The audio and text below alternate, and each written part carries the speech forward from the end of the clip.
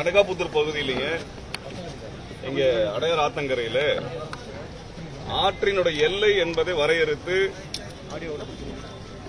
மரியாதைக்குரிய இறையன்பு அவர்களுடைய காலத்தில் எல்லை எது என்று வரையறுக்கப்பட்டு கல் நடப்பட்டிருக்கிறது. அந்த கல்லுக்கு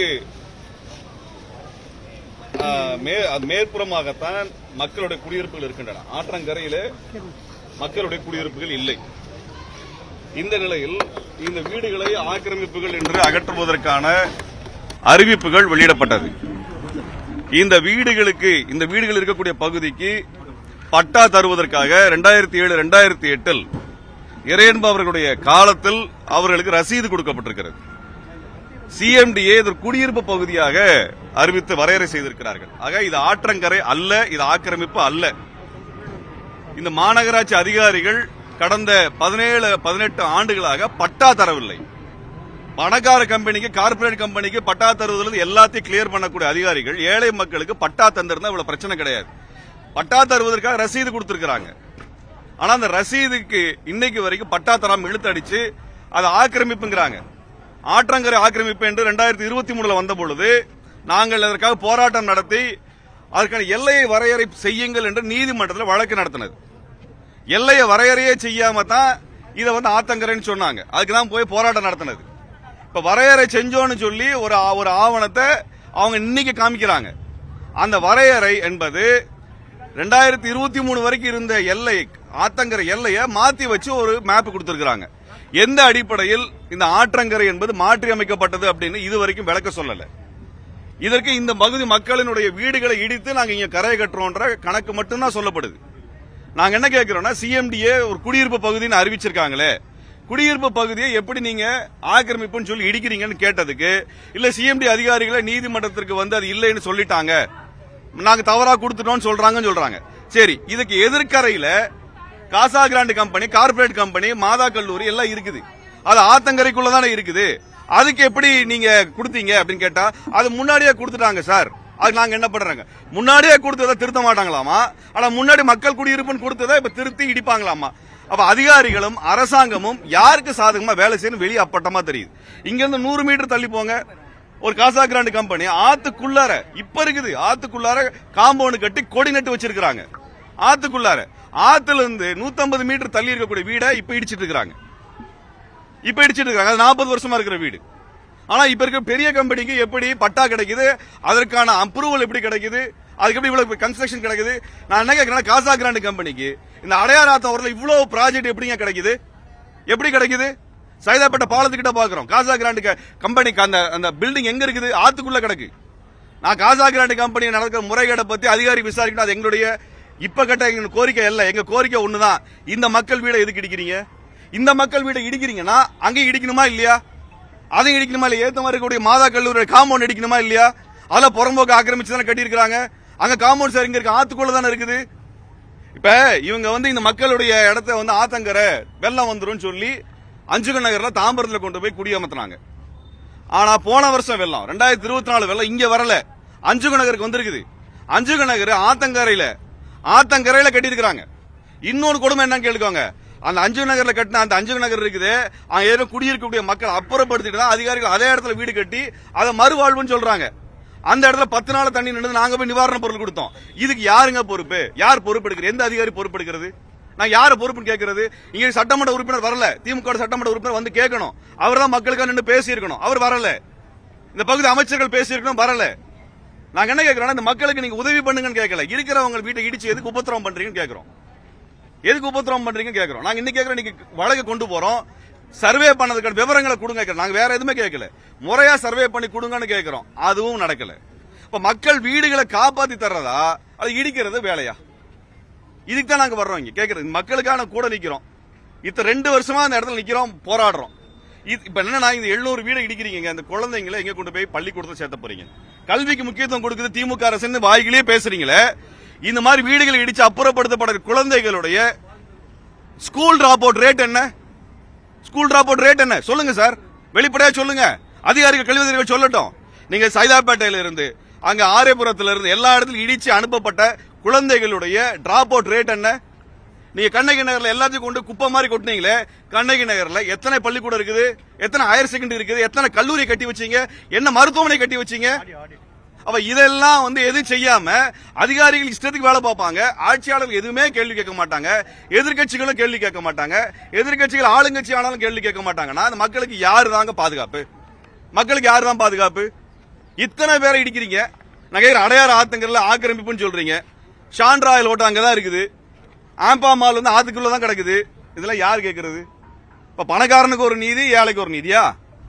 நீதிமன்றமோ இதெல்லாம் விசாரிக்காம தீர்ப்பு தர வேண்டாம். நான் நீதியரசர்களை கேட்கிறேன், இங்க என்ன நடக்குது, இந்த மக்களுக்கு என்ன மாதிரி நிலைமையில இருக்கிறாங்கன்னு கேளுங்க. இங்க இருக்க ஆவணங்கள்லாம் மாத்தி கொடுத்து அவங்க அதிகாரிகள் கொடுக்கக்கூடியதை வச்சுதான் நீங்க தீர்ப்பு தரீங்க. அதிகாரி யோகியதை என்ன? அதிகாரி யோகியதை என்ன? காசா கிராண்டுக்கு எப்படி அனுமதி கிடைக்குது? இங்க பெரிய கார்பரேட் கம்பெனிக்கு எப்படி அனுமதி கிடைக்குது? ஷாப்பிங் மால் எப்படி ஆத்துக்குள்ள கட்டி வச்சிருக்காங்க? எப்படி ஹோட்டல் ஷான்ராயல் ஹோட்டல் உள்ள ஆத்துக்குள்ள கட்டி இருக்குது? இதெல்லாம் யார் கேட்கறது? இதெல்லாம் யார் கேட்கறது? நீதிமன்றம் கேட்கணும். நீதிமன்றம் கேட்கறது இல்ல. ஏழை மக்களுக்கு எதிராக தான் எல்லா தீர்ப்பும் வந்துட்டு இருக்குதுன்னா நாங்க எங்க தான் போய் நிக்க? யார்கிட்ட தான் முறையிட? யார்கிட்ட தான் முறையிட? இதுக்காக எந்த கட்சி வந்தாலும் நாங்க போராட்டம் நடத்திட்டு தான் இருக்கிறோம். மக்களுக்காக நிக்கிறோம். இந்த மக்களை ஓட்டு போடுறாங்க, இந்த கட்சிகள் தான் ஓட்டு போட்டுருக்காங்க. இந்த மக்களை தூக்கி 30 கிலோமீட்டர் தள்ளி போட்டா அந்த ஆம்பளைங்க எங்க போய் வேலைக்கு போவாங்க, பெண்கள் எங்க போய் வேலைக்கு போவாங்க, குழந்தைங்க எங்க படிக்க போவாங்க, கல்லூரிக்கு போறதுக்கான இளைஞர்கள் எங்க போய் படிப்பாங்க? என்ன வசதி இருக்குது? அந்த வீடுகள் நீங்க அஞ்சுக நகர்ல போய் பாருங்க, காரை பிடிச்சி இழுத்தீங்கன்னா அப்படியே உதிருது, பிடிச்சி இழுத்தா உதிருது. அந்த வீட்டுல யார் குடியிருப்பா? அதிகாரிகள் குடியிருப்பாங்களா சொல்லுங்க. 4 அதிகாரத்துக்கு அங்க போடுங்க, அந்த அதிகாரிகள் அங்க குடியிருக்க சொல்லுங்க. அரசியல்வாதிகளுக்கு அங்க இடத்த கொடுத்து அங்க இருக்க சொல்லுங்க. 10 நாள் இருக்காங்கன்னு பாப்போம். அப்ப மக்கள் அவங்க பாட்டுல இருக்கிறாங்க, அதை ஏங்க இடிக்கணும்? இப்ப பட்டா தராது யாரோட தவறு நான் கேட்கிறோம். 2007 2008 பட்டா கொடுக்க ரசீது கொடுத்திருக்காங்க. பட்டா தராது யாரோடது? அதிகாரிகளோட தவறு தானே. அது யார் கேள்வி கேட்கறது? பட்டா தராம ஏன் பட்டா தர மாட்டேங்கிறாங்க? பட்டா தர ரசீது கொடுத்திருக்கிற பொழுது பட்டாவை ஏன் தரல? இப்ப ஏன் இடிக்கிறாங்க? இப்ப ஏன் இடிக்கிறாங்க? சரி, ஆத்தங்கரையோ 2 வீடு இடிச்சோம், 4 வீடு இடிச்சோம், 15 வீடு இடிச்சோன்றாங்க. சரி, ஆத்தங்கரையோ இடிச்சிட்டீங்க, எல்லா வீடும் இடிக்க வேண்டிய அவசியம் என்ன இருக்கீங்க? இதே மாதிரி அங்க காகிதம் இல்லது நகர், அந்த மக்களுக்கு நாங்க இடிக்க போறது இல்லைங்கிற செய்தியை கொடுத்து அவங்க பிரிச்சுட்டாங்க. இப்ப அவங்க வீடு இடிக்கிறேன்றாங்க. அங்க 222 வீடு இருக்குது, இஸ்லாமியர் வீடு இருக்குது, மசூதி இருக்குது. போனதுல டோபிகானா தெருல சர்ச் இருந்தது, சர்ச்சை அடிச்சாங்க. இப்ப இங்க ஒரு கோயில் இருக்கு, இடிக்கிறாங்க. நான் எல்லா மக்களும் ஒன்னாதான் வாழ்றாங்க, எல்லா மக்களும் ஒன்னாதான் வாழ்றாங்க. ஜாதி மத வேறுபாடு எல்லாம் எல்லாரும் வாங்குறாங்க, உழைச்சு சம்பாதிக்கிறாங்க. இப்ப இந்த மக்களோட வீடெல்லாம் இடிச்சு நான் என்ன கேட்கிறேன்னா, இது எல்லாத்தையும் இடிச்சு என்ன சார் சாதிக்க போறீங்க? இந்த பொலிச்சலூர் ரோட்ல மனுஷன் போக முடியுமா? இந்த ரோட்ல ஒழுங்கா வண்டி ஓட்ட முடியுமா? பம்மல்ல ஒரு ரோடு ஒழுங்கா இருக்குதா? ஒரு தெரு ஒழுங்கா இருக்குதா? அதை ஒழுங்கா போட்டீங்களா? இப்ப இந்த வீடை இடிக்கிறதுக்கு இவ்வளவு முனைப்பு வர்றதுக்கான காரணம் என்னன்னா, இங்க சென்னை ரிவர் ரெஸ்டோரேஷன் ப்ராஜெக்ட் ஒரு தொண்டு நிறுவனம் வச்சிருக்காங்க. அதுல அரசு அதிகாரிகள் மட்டும்தான் உறுப்பினராக இருக்கிறாங்க. சென்னை அந்த நீர் பிடிப்பு பகுதி, நீர்வள பகுதியினுடைய பாதுகாப்புன்னு சொல்லி வச்சிருக்காங்க, தொண்டு நிறுவனம் வச்சிருக்காங்க இல்லையா? அந்த தொண்டு நிறுவனத்துல மக்களால் தேர்ந்தெடுக்கப்பட்ட எந்த பிரதிநிதியும் கிடையாது. அந்த தொண்டு நிறுவனத்திற்காக எல்லா பகுதியும் அப்புறப்படுத்துறதுக்கான ப்ராஜெக்ட் அவங்களே வருது. 2000 கோடி, 4000 கோடி, 3000 கோடி அதுக்கு ஒதுக்குறாங்க. வீடுகள் இடிக்கிறதுக்கு ஒரு பணங்க, அதுக்கு ஒரு பட்ஜெட், இடிச்சது அப்புறப்படுத்துறதுக்கு ஒரு பட்ஜெட், அதுக்கப்புறம் அங்க ஒரு ப்ராஜெக்ட் போறதுக்கு ஒரு பட்ஜெட். இந்த ப்ராஜெக்ட் யார் எடுக்கிறா, எந்த கம்பெனி எடுக்கிறா, அந்த கம்பெனிக்கு பின்னாடி யார் இருக்கா, யாரும் கேட்கறது இல்ல. அப்ப இவங்க கொடுக்கக்கூடிய 100 கோடி மக்கள் வீடுகள் இடிக்கப்பட்டுட்டே இருக்குது. அதுக்குதான் மக்கள் போராட்டம் நடத்திட்டு இருக்காங்க. இவங்க போராடுற மக்களை இப்ப கைது பண்றாங்க. நான் இங்க இருந்து இத்தனை மக்களை தூக்கி வெளியில குப்பை தூக்கி போடுறதுக்கு அரசு அதிகாரிகள் பொறுப்பு, ஆட்சியாளர்கள் பொறுப்பு, எதிர்கட்சிகள் பொறுப்பு, நீதிமன்றமும் பொறுப்பு. இந்த குழந்தைகளுடைய கல்வி என்ன ஆகுதுங்கிறத கேட்காம நீதிமன்றங்கள் எப்படி தீர்ப்பு தர்றாங்க அப்படிங்கறத எங்களுக்கு கவலையா இருக்கு. அப்ப நீதியரசர்கள் இதையெல்லாம் விசாரிக்கணும். களத்துக்கு இந்த மக்கள் என்ன மாதிரி நிலைமையில வாழ்றாங்கன்னு பார்க்கணும். கண்ணகி நகர்ல, பெரும்பாக்கத்துல எப்படிப்பட்ட வாழ்க்கையை வாழ்றாங்கன்றத நீதியரசர்கள் விசாரிச்சு ஒரு விசாரணை கமிஷனை போட்டு விசாரிங்க சார். என்ன நடக்குன்னு பாருங்க. இந்த குழந்தைங்க எல்லாம் எதிர்காலம் என்னத்துக்காக வருது? போன கமிஷனர் 2023 வந்தாங்க, அழகு மீனா. அவங்க என்ன தெரியுமா பேசினாங்க? இங்க குழந்தைங்க எல்லாம் போராட்டத்தில் உட்கார்ந்து இருந்தது. கோட்டலி ஆஃப் எக்ஸாமுக்கு முன்னாடி வந்து உட்கார்ந்தாங்க. கேட்டதுக்கு இதுக்கெல்லாம் படிச்சு என்ன பண்ண போகுதுன்னு அதிகாரிகள் பேசினாங்க. மக்களை கேளுங்க, மக்களை கேளுங்க, அவங்க சொல்லுவாங்க. இப்படிப்பட்ட அதிகாரிகளை தான் நாங்க பாக்குறோம். அதனால போராடுறோம். இடிக்கிறது இடிக்கிறீங்க, ஆனால் இது எப்பவும் ஆட்சியாளருக்கு சாதகமாக போற போறதில்லை. ஆட்சியாளருக்கு சாதகமா போறதில்லை. அதிகாரிகள் அவங்க விருப்பத்துக்கு பண்றாங்க. அதிகாரிகள் யாரும் கேள்வி கேட்கறது இல்ல. ஊடகங்கள் வழியாகத்தான் இந்த கருத்துக்கள் மக்களுக்கு போய் சேரணும். இது மாதிரி இடிக்கிற இடத்துல ஆக்கிரமிப்பு இடிக்கிறதா பொதுமக்கள் நம்பிட வேண்டாம். இது பெரிய பெரிய கம்பெனிகள் நலன்களுக்காக அந்த மக்கள் ஏழை மக்கள் வீடுகள் இடிக்கப்படுகிறது. தெரியாம அதிகாரம் மட்டும் இதை பண்றாங்கன்னு ரெண்டு பேரையும் நாங்க சொல்றோம். ஆட்சியாளர்கள் அதிகாரிகள் ரெண்டு பேரும் சேர்ந்து தான் அதை பண்றாங்க. அதிகாரிகள் பண்ணக்கூடிய தவறுகளை கேள்வி கேட்க வேண்டிய ஆட்சியாளர்கள் எட்டியே பார்க்கலாம் தான் சொன்னேன். இங்க எம்எல்ஏ வரல, மினிஸ்டர் கேள்வி கேட்டிருக்கணும், பேசல. அதிமுக காலத்துல தான் நடக்குது, திமுக காலத்துல தான் நடக்குதுன்னா ஆட்சியாளர்கள் எந்த வகையான புரிதலை வச்சிருக்காங்க? அவங்க அதிகாரிகளோட தான் அண்டர்ஸ்டாண்டிங்ல இருக்காங்க. அதுதான் நான் குற்றச்சாட்டோம். நீதிமன்றம் இது ஆக்கிரமிப்பு கிடையாது, எல்லாம் பதிவு செய்யப்பட்ட இடங்கள்னு சொல்லிட்டு நோட்டீஸ் 2017 சத்யநாராயண அமர்வுக்கு கீழே தெரிவிச்சிருக்காங்க. எல்லாரும் வீட்டுக்கு முன்னாடி நோட்டீஸ் ஒட்டப்பட்டிருக்கு. ஆனாலும் அவங்களோட அரசு அதிகாரிகளும் சரி, மாநகராட்சி ஊழியர்களும் சரி, ஒவ்வொருத்தரும் போய் வாக்குவாதம் பண்றாங்க, அந்த வீடுகள் இடிக்கிறதுக்கு முற்படுறாங்க.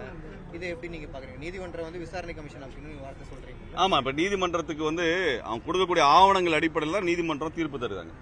அந்த ஆவணங்கள் முறையா இருக்கா சரியா இருக்கான்னு யார் கேட்கறது? இப்ப இந்த மக்களுக்கு பட்டா கொடுத்திருக்கிறதுக்கான ரசீது கொடுத்திருக்காங்க 2008. அது எந்த அடிப்படையில் கொடுத்தீங்க?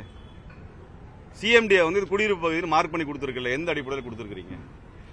அப்ப அது யார் கேட்கறது? அது எப்படி மாத்தப்படுது? ஏன் மாத்தப்படுது? அப்ப அந்த மக்கள் இத்தனை மக்கள் குடியிருக்காங்க, அப்ப அவங்களுக்கு நிலம் கொடுங்க. அவங்க என்ன கேட்கறாங்க? குறைஞ்சபட்சம் எங்களுக்கு ஒரு 2 சென்ட் நிலத்தை கொடுங்கன்னு கேட்கறாங்க. 2 சென்ட் நிலம் தமிழ்நாட்டில் இவ்வளோ பெரிய தமிழ்நாட்டில் கிடையாதா? ஏதோ நோக்கியா கம்பெனிக்காரனுக்கு கொடுக்குறீங்க, பாக்ஸ்கானுக்கு கொடுக்குறீங்க, ஆப்பிள் ஐபோனுக்கு கொடுக்குறீங்க, போர்டு கம்பெனிக்காரனுக்கு நிலத்தை கொடுக்குறீங்க. இந்த மக்களுக்கு 2 சென்ட் நிலத்தை தர முடியாதா ஆட்சியாளர்கள்? நிலம் தாங்க முக்கியம். நிலத்தை விட்டு அந்த அபார்ட்மெண்ட்ல எப்ப அந்த மக்கள் வாழ்வாங்க? 6வது மாடி 7வது மாடியில் கொண்டு போய் வயசானவங்களை போடுவீங்க, லிப்ட் ஒர்க் ஆகாது. இதான் நடக்குது எல்லா இடத்துலயும். அதனாலதான் நம்ம கேட்கிறோம், மக்களுக்கு நிலத்தையாவது கொடுங்க. மாற்று விஷயத்துல, மாற்று வாழ்வாதாரங்கள்ல ஏன் மக்கள் எதிர்க்கிறாங்க அப்படின்னா, வீடு கட்டி கொடுத்துருக்கோம் போக வேண்டியதான் எல்லாம் சொல்றாங்க. ஏன் மக்கள் எதிர்க்கிறாங்கன்னா, அந்த மாற்று குடியிருப்பு வாழ தகுதியற்றதாக இருக்கிறது. எந்த வசதிகளும் அங்க கிடையாது. மருத்துவ வசதிகளோ, கல்வி வசதிகளோ, கல்லூரி வசதிகளோ, வேலைவாய்ப்பு வசதிகளோ எதுவுமே கிடையாது. எந்த உதவியும் அரசாங்கத்திலிருந்து வர்றது இல்லை. அதனாலதான் மக்கள் இந்த மறுவாழ்வு அப்படிங்கிறது ஒரு ஏமாத்து வேலை, கணக்கு காட்டுற வேலை, இவங்க காசு சம்பாதிக்கிற வேலை அப்படின்னு சொல்லி மக்கள் நிராகரிக்கிறாங்க. அதுதான் நாங்க இப்ப சொல்ல விரும்புறோம். நீங்க ஒண்ணு இல்ல, இங்க இருக்கிறீங்கல்ல, 5 கணக்குல போய் பாருங்க, என்ன லட்சணத்துல கட்டிருக்காங்கன்னு பாருங்க. ஆத்தங்கரையில கட்டி வச்சிருக்காங்க. அப்ப அது ஆக்கிரமிப்பு இல்லையா? அரசாங்கம் கட்டினா யோகியமா? அது மதுரை நீதிமன்றமே நீர்நிலையில தானே கட்டி இருக்காங்க. ஆரேபுரத்துல இபி ஆபீஸ் எல்லாத்தையும் இடிச்சாங்க. கோவிந்தசாமி நகர்ல இபி ஆபீஸ் எங்க இருக்குது? அதே ஆத்தங்கரையில தான் இருக்கு. இபி ஆபீஸ் மட்டும் பிடிச்சிட்டு மத்தெல்லாம் இடிச்சிருக்காங்க. அப்ப அரசாங்கம் கட்டுனா ஆத்து தண்ணி தானா விலகி ஓடிடுமா? கார்பரேட் கம்பெனிக்காரன் கட்டினா தண்ணி விலகி ஓடிடுமா? அதுக்கு பதில் வேணுங்க. அது இல்லாம நடந்திருக்குது. அது அநியாயம். அதிகாரிகள் செய்யக்கூடியது. ஆட்சியாளர்கள் கேள்வி கேட்கறது இல்ல. நீதிமன்றங்கள் இன்னும் ஆழமாக இது விசாரித்து இது குறித்தான ஒரு கொள்கை முடிவு எடுப்பதற்கான ஒரு டைரக்ஷனை கொடுக்கணும்ன்றது விரும்புறோம் நாங்க.